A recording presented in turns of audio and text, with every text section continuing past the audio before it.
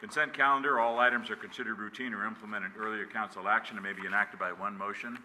There will be no separate discussion unless requested by a council member, citizen, or staff.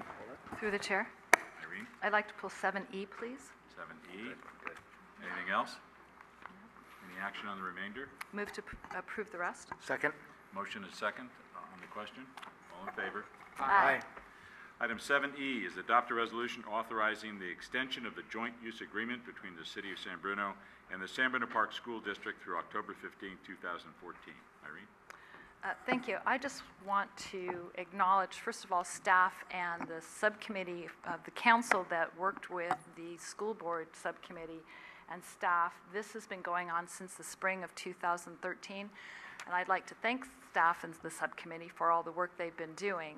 I also like to bring this to a separate vote because I feel that since I've had almost a year to deal with this and that our council approved what they initially sent us and we sent it back to them and they subsequently did not approve it, I don't see any particular reason to extend the contract, so I'd like to put it up for a separate vote. Okay. So I move not to approve it. All right. Is there a second? I'll second for discussion.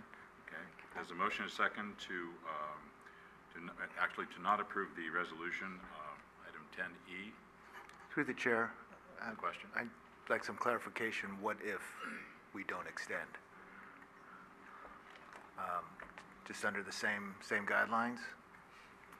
Current guidelines? Technically, the previous joint use agreement, as previously extended by both you and the school district, has expired as of May 11th.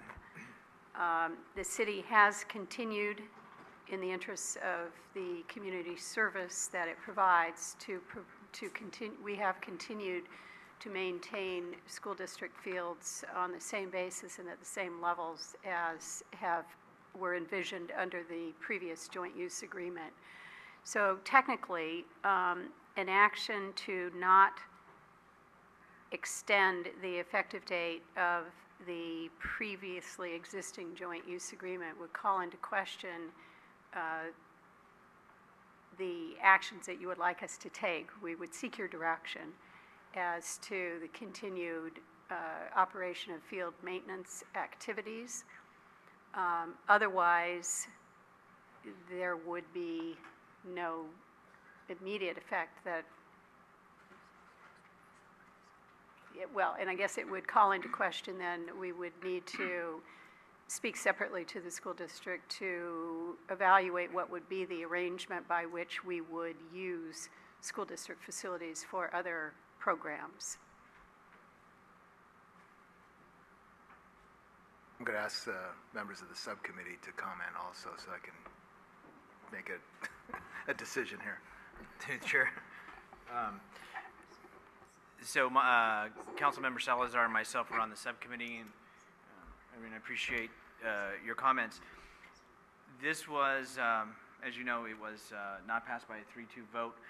My understanding is that some of the school board members are not having an issue as far as extending an agreement between the two agencies. It's more about the costs that could be affected to the youth and the families for those programs that currently exist.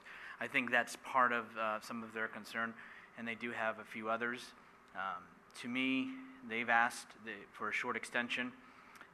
I think my vote will be to extend it for the simple reason that we have ongoing programs. We have youth that are getting value and being served by these programs, these activities, and our continued agreement, both sports and after-school care. So to not extend that, I think, puts that in jeopardy and in question.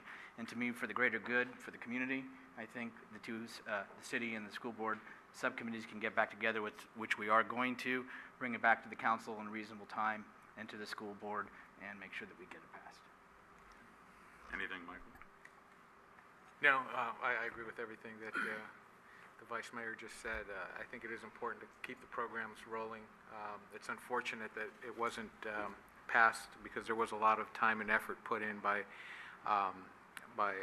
a lot of different people to get to an agreement. So as unfortunate as it is, we do want to make sure that both agencies are comfortable with all of the terms. So we're perfectly willing to meet with them again and iron out any remaining issues. Okay. Through the chair?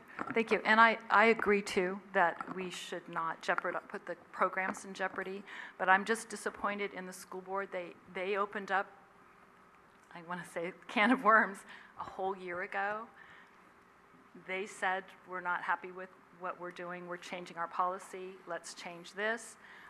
You all worked on it for over a year. We gave it back to them on their guidelines, and then they disapproved it. So I don't want to stop the programs. I don't want to do this. I just want to send a message to the school board that if they open this kind of thing up, they need to follow through with it in a timely manner. A whole year is a long time. And So- through the chair, and I want to concur that it is the school board that gave notice to the city for its appropriate notice to dissolve the agreement and to go back into that. In hindsight, and what I had wished with the subcommittee that we have established for communications is for the parties to come together, find areas that we know need to have adjustments made in the agreement, and you don't jeopardize what exists today for for the community that we serve. Both of us serve the same town.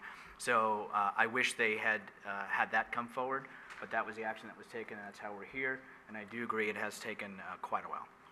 Okay. Anything else on the question? The previous extension expired February? The original, so the school district exercised the termination option under the existing agreement last fall, and the agreement originally expired with 6 months' notice on February 10th.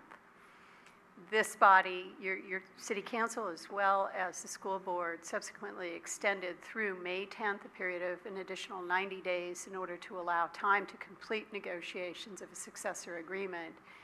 And so the agreement as extended has now expired as effective May 11th. Okay, but, can you give us some assurances that it won't get to October? That they'll be working on it, expeditiously in the next couple of months? What I can tell you is that the superintendent made an appointment to visit with myself and the community services director immediately the next day after the board meeting, at which the board took the action to disapprove the agreement.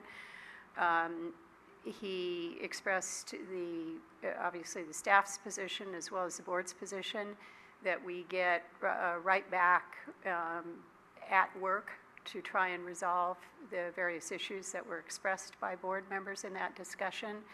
And we carefully, between the staff of our two agencies, worked out the October date as we couldn't imagine that we couldn't get it done by then.